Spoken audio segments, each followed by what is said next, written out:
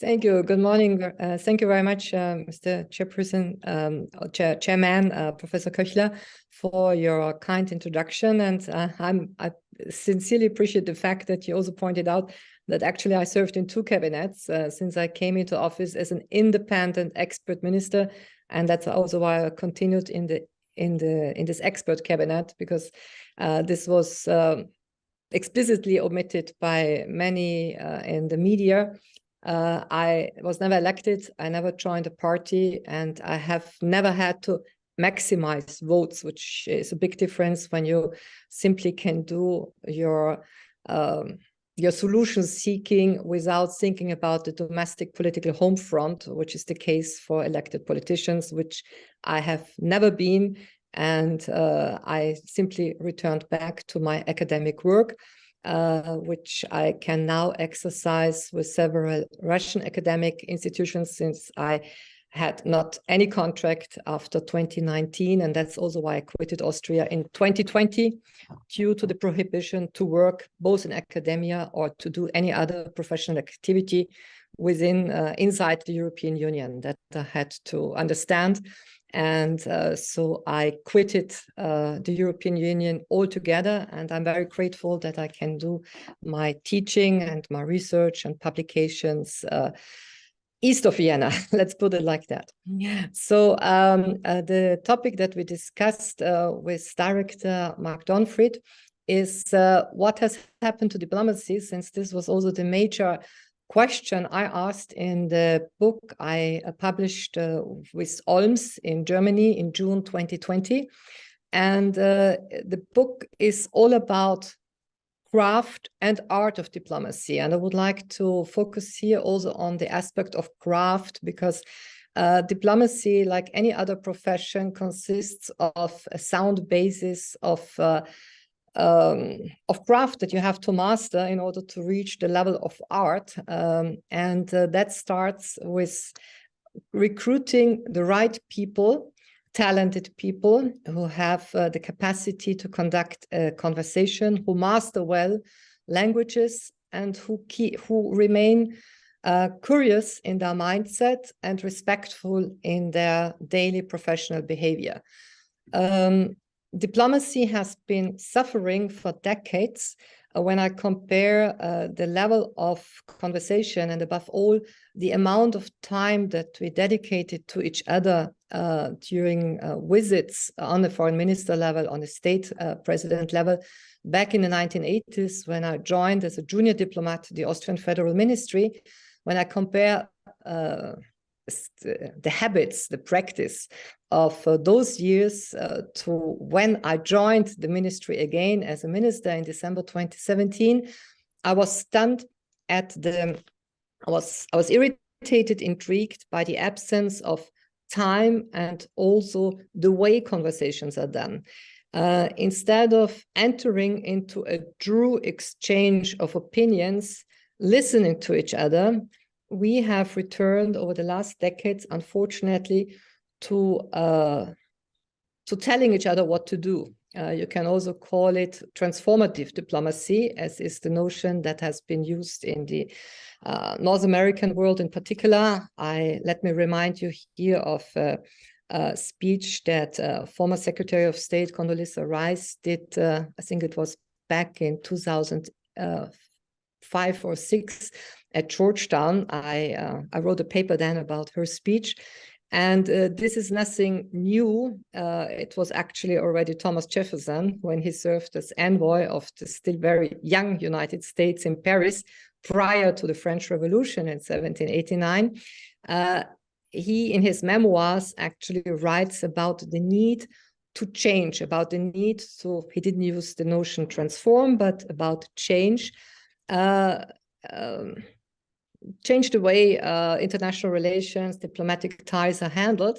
And there's a fundamental difference between what diplomacy theoretically should be about and how the practice was for centuries, and to what has happened to diplomacy over the last few decades, namely from non-interference in domestic affairs. Of course, on a footnote, we can say there always was a slight line into interfering here and there, to blunt interference in domestic affairs and to telling others what to do. So the art of conversation has unfortunately gone down, and we see more talking about each other than a real speaking with each other. And this was my first astonishment, and I saw it in particular with deep regret, I must say, with profound regret in the council meetings where we are 27 ministers around the table. Absence of attention, everybody busy with his mobile phone. This is a general problem, that people do not focus anymore on what they are listening to or supposed to listen to. And a true political dialogue. It's impossible, of course, with 27 protagonists around the table, but it has become a bit technocratic. It has become all about lines to take, repeating positions, and there's little difference between what is discussed in public, what is presented in a press conference after a 20 or 30-minute meeting, and what is really done behind closed doors. So the absence of discretion, the absence of confidence, and the underinvestment, if I may put it like that in a kind of a business term, in trust building is deplorable. So when I published my book on diplomacy in June 2020 in Hildesheim, Germany, I was already aware of the huge dilemma in which diplomatic craft is, not to speak about the notion of art. What happened in between, let's say, December 2021 and mid-February 2022, prior to the Russian invasion into Ukraine, prior to the starting of a fully fledged war, and I've always called it a war from the very first day on, is that there was no real diplomacy happening. There were 20, 30 minutes meeting. Maybe some of you remember the press conference between the then British Foreign Minister Liz Truss and her Russian colleague Sergei Lavrov. Lavrov in the press conference then said, Mrs. Truss is speaking in tweets. And this was, in a nutshell, the description of the dilemma. There was no trust. It was everything was known. It was a presentation of tweets. And this is a far cry away from what diplomacy should be about. So as also Professor Köchler has stated in some of his interviews I had the pleasure to read, that war could have been avoided, definitely, if there had been genuine diplomacy. So this is message number one. Message number two, where do we stand in today's horror dilemma in the war theater in terms of tanks, not talks, while some people say, no, please, we need more talks. Let me remind you also here of the statement of the Turkish Foreign Minister Mevlut Çavuşoğlu, and I'm very grateful also to Professor Köchler having mentioned my initiative with regard to Turkey. I'm still in good contact and exchange with Mevlut Çavuşoğlu. I was supposed to be in 3 weeks in Antalya for the diplomacy forum, which they unfortunately had to postpone given the human tragedy. That's certain that this has priority. Mevlut Çavuşoğlu was among those mediators who actually last year in Antalya, when we had the second diplomacy forum, did his utmost to ensure a ceasefire and a beginning of facilitating a dialogue between Kiev and Moscow. It was sabotaged, if I may put it like that. Mevlut Çavuşoğlu then said also a few days later, unfortunately, there are countries inside NATO, there are countries inside the EU, if I correctly recall, but he definitely said NATO, which are against these talks, which are undermining our efforts. Çavuşoğlu said it last year. Naftali Bennett, the former Israeli prime minister, who was also involved as a mediator, has revealed it to a larger public also a few weeks ago. So yes, there were efforts, not, if you want, by those who you would consider as the traditional mediators, be it the Swiss, be it the Norwegians, be it the Austrians, who traditionally played a certain role. Neutrality has transformed also itself through political action, and some traditional mediators have deprived themselves of the role as facilitators and mediators, unfortunately.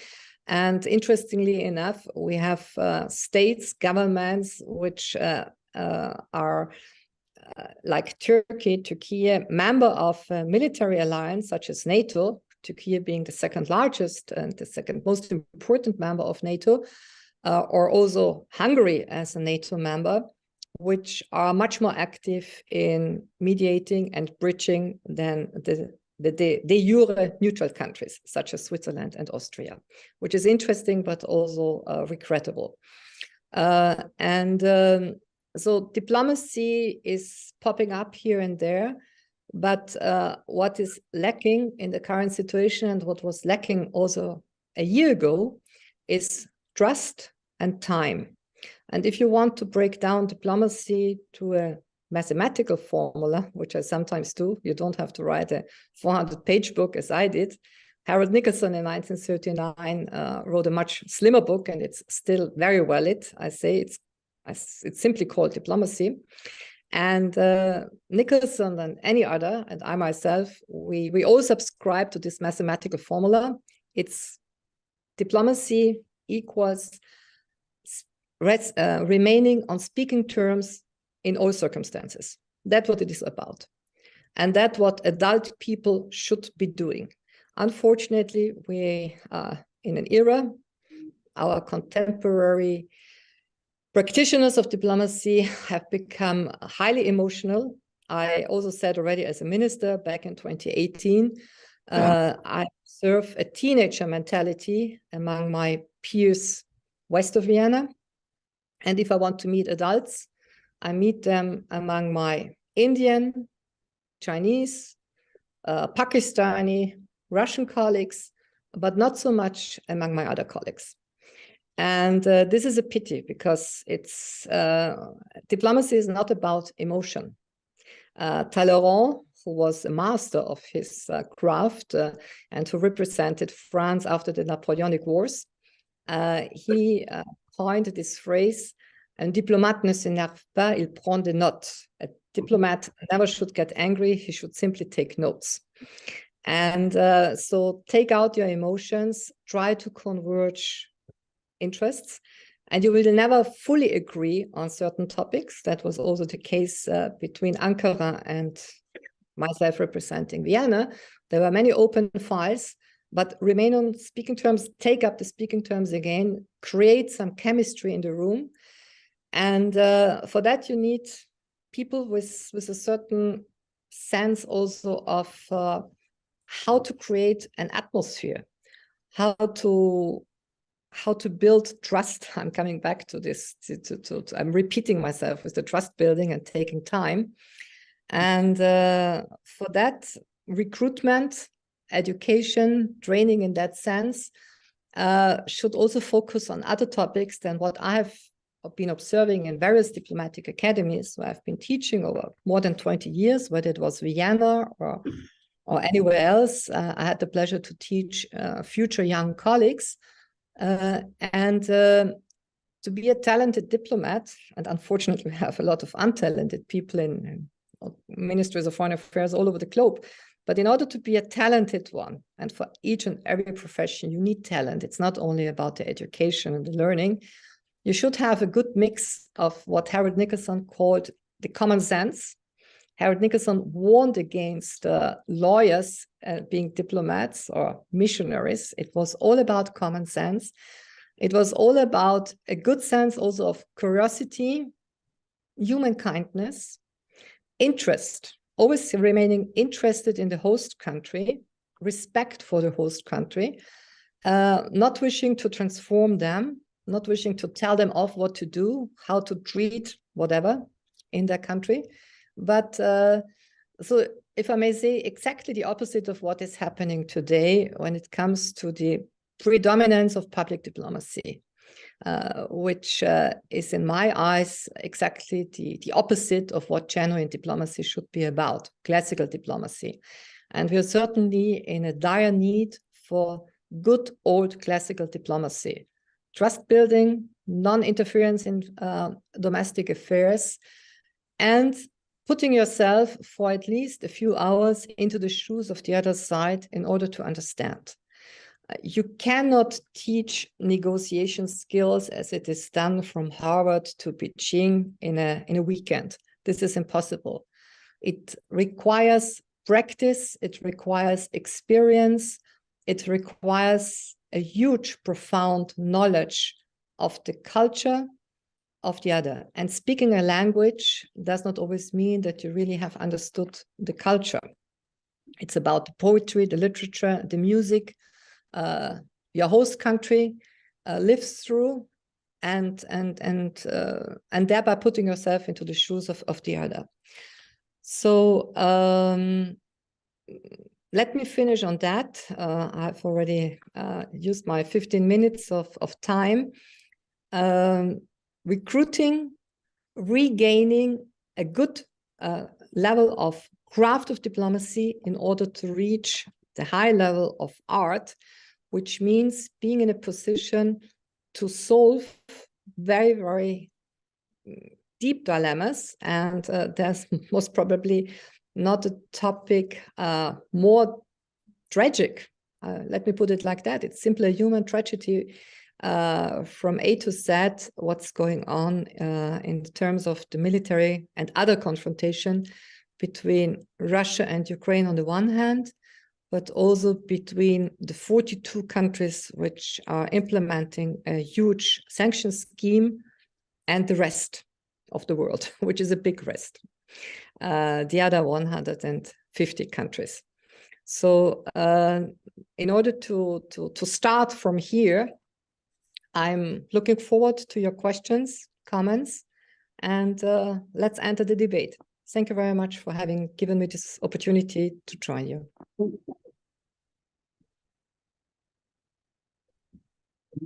Many thanks, Dr. Kneissl, for sharing with us your experience in diplomacy and in also steering the diplomacy of the Republic of Austria into the direction which you described, namely to accept the principle that a diplomat is not there to teach the other a lesson, but to engage in dialogue, and that a diplomat should always be also driven, so to speak, by intellectual curiosity, interest in the culture and politics of the country he or she is dealing with.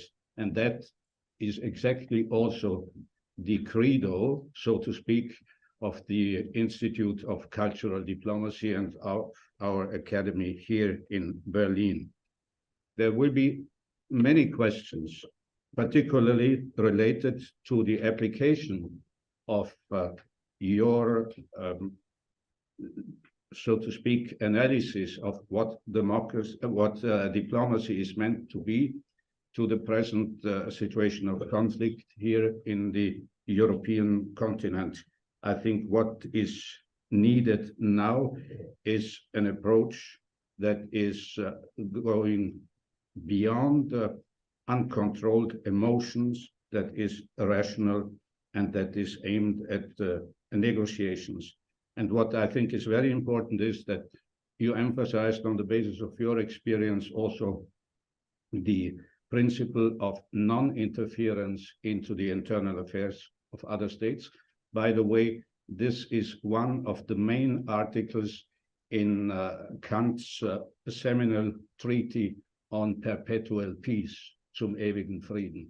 One of the basic, Kant described this in a brilliant way as one of the basic conditions for peaceful relations among sovereign states.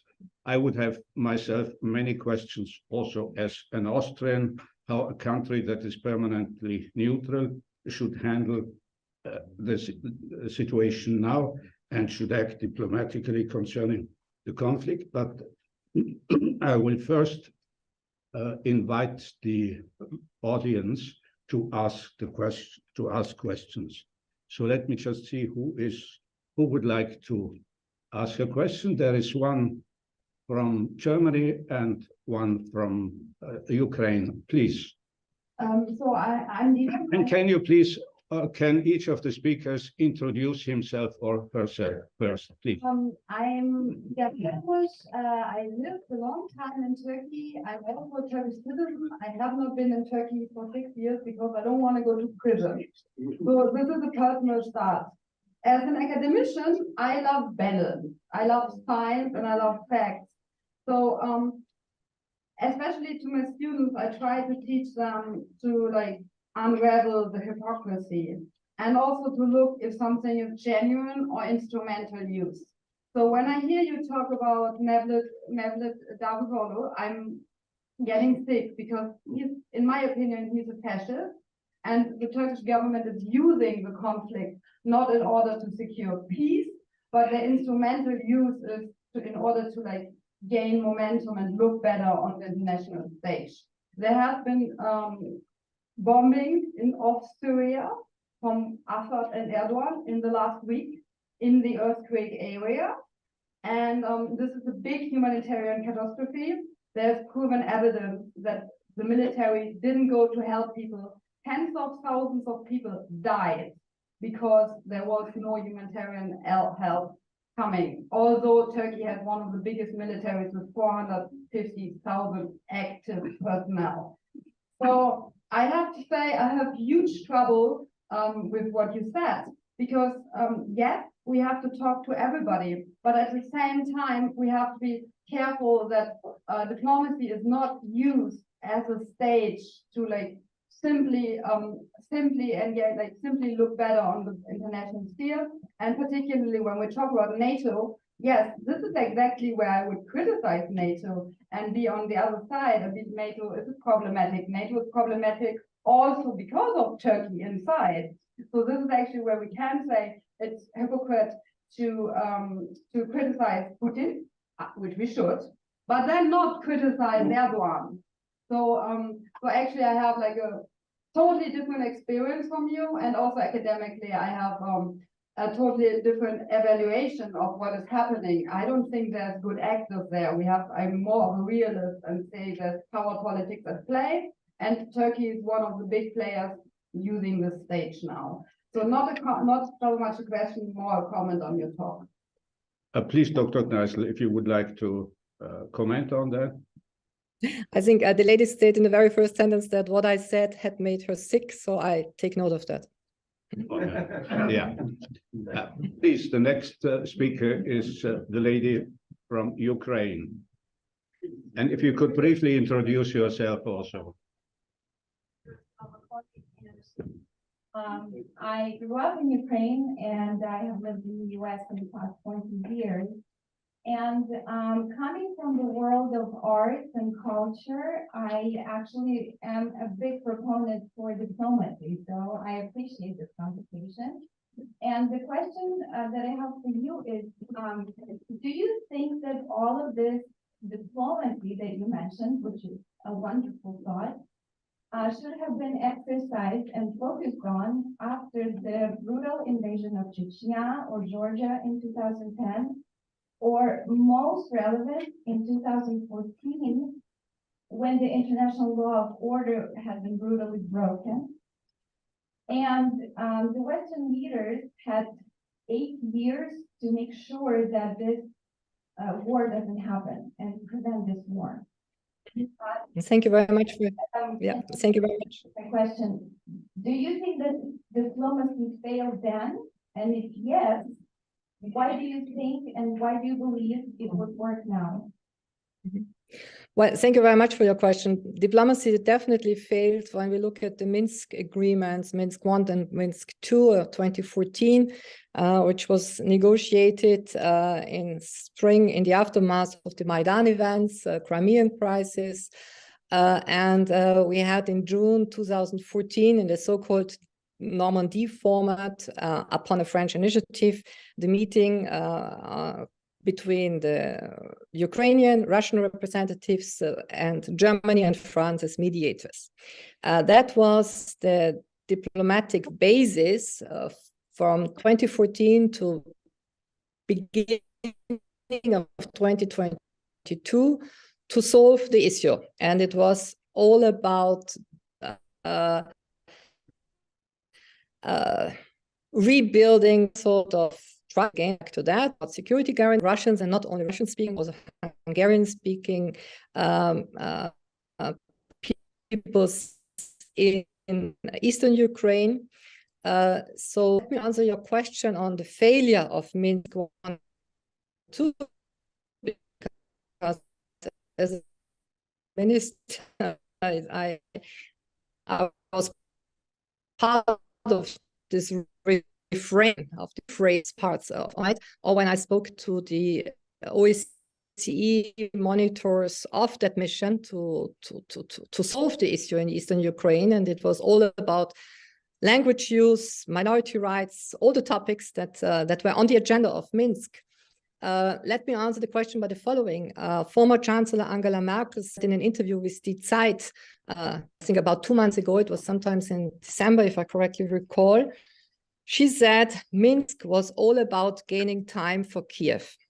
And that statement was quite a surprise to the Russians. And let me answer or continue on that note with statement by former European Commissioner and former German Minister of Economy and Finance, Günther Verheugen, who said a few days ago in another interview that he was deeply astonished, I think even shocked by that statement by his former colleague Angela Merkel, because he said, and I completely converge with him on that statement, that by stating maybe the obvious, I have no idea, but it was quite a shock for the Russian audience, that Minsk, in which so many efforts were put into, diplomatic efforts and so on, there was never a serious political will to dwell into a solution. It was more a kind of ritual than a real fact-finding and a real solving of the fundamental issues. So yes, in retrospect, we have to say, and Angela Merkel gave us, so to say, the key to that revelation. There was a failure. There was a failure ever since 2014. And that's also what it was perceived by many others without knowing now the larger context. And Günther Verheugen, and I will conclude on that with quoting him, is that by revealing that it was all about gaining time, it was not about solving. The European Union, and in particular Germany and France, have put themselves out of any mediation, of any talks between Minsk, between Kiev and Moscow for the long term. May I ask you, Dr. Kneissl, 2 questions. One is related to your term of office as Foreign Minister of Austria, and the second one is related to what you said about diplomacy in general. I don't know if you can or if it is proper for you to answer the first question related to the Ukraine situation, on which you spoke about just now. In those years when you were foreign minister, the issue of the Minsk II so-called package of measures, which in a way, by the way, always reminds me of our Südtirol packet, which solved the problem between Italy and Austria over Tyrol. At that time, the issue was whether this package of measures about autonomy and the federal system and so on would eventually be implemented, as was agreed upon in 2015 in Minsk. And I do remember when there were presidential elections in Ukraine, which were won by Mr. Zelensky, during the electoral campaign, one of the candidates, who was a very powerful member of the government in Ukraine, came also to Vienna. And I asked him why these implementations of federalism and autonomy and so on for the Eastern Russian regions are not, why no steps are being taken by Ukraine? And his reply was immediately, it will never be considered in any way because that would lead to the disintegration of the country. So he made it very clear that they never considered to take any of those measures. And I wonder if that was anyhow an issue for the diplomacy of a neutral country such as Austria. At the time when you were foreign minister, Austria was still neutral. Now it is not neutral. On whether Austria has done anything, also on the basis of its own experience concerning South Tyrol and concerning our package of measures, our Südtirol packet, has done anything to try to convince the Ukrainians to go along this way. And the second question is how one should really evaluate these documents that were presented by the Russian Federation towards the end of 2021. One was a draft treaty, which Russia presented to the United States and to NATO. When I read the English version line by line, my impression was that this was some kind of the initiative was some kind of an ultimatum which Russia issued vis-a-vis the West. And here I would ask whether this was the proper procedure in terms of the diplomatic approach which you described to us. These would be my questions. Thank you very much, Professor Köchler. Yeah, let me brief. I'm fully in position to respond. We have a problem now with the connection. We do not get the sound. I don't know if you can hear now. We do not get the sound from your side. I can hear you. It's a bit interrupted. It's a bit interrupted. Can you hear me now? Is it fine? Now we can hear you. Hear me? At the moment, yeah. Okay, thank you. Yeah, I will. Thank you very much, Professor Köchler. I can pretty well respond to both questions. Regarding Minsk and the position of the then Kiev government under President Poroshenko. Let me put it like that. There were efforts by the Austrian Ministry of Foreign Affairs to offer, let's call it consultancy, technical advice on neutrality. And you mentioned the Südtirol package, which is often quoted, but one also has to bear in mind the limits of analogy, and they are there. Ukraine is a huge country with a much more complicated issue than Südtirol ever was. But there were efforts to discuss it. And I think there was also a sincere interest by the Ukrainian side, at least by certain officials in the Ministry of Foreign Affairs on a technical level, to engage in something like that. But I was told, I was not present in these meetings, but I was then by one of my advisors that fortunately there was also action inside Kiev to not prolong that. So, and these efforts did not inside Kiev, but they were coming from the outside. So the Ukrainian officials were not fully free in their radius to discuss such issues. But there was technical advice and there was an interest in the concept of neutrality.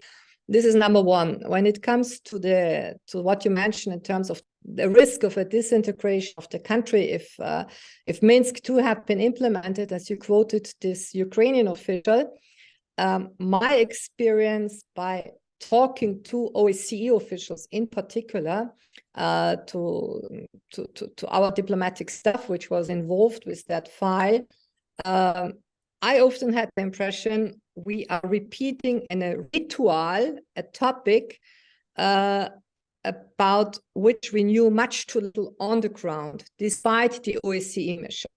And as Karin Kneissl, as a human being also in all that, my first and foremost priority, I tried to advance among all the other topics, how to ease daily life for people living in Eastern Ukraine. It was about queuing up at the offices of the postal services to have access to their pension payment, for instance, social transfers and so on. It was about easing their life, because we are speaking here about a group of society, old and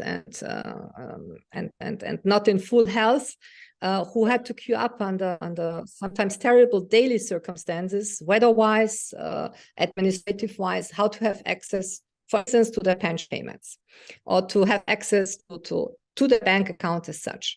So it was all about easing their life, making daily life a bit easier for them.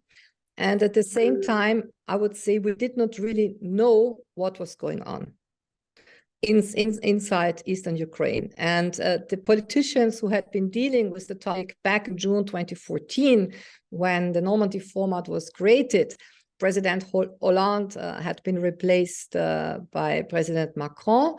Angela Merkel was still there, but I don't think that, as she has also revealed in her interview, she was really eager or kept people asking to please implement it, because, as she said, it was all about gaining time.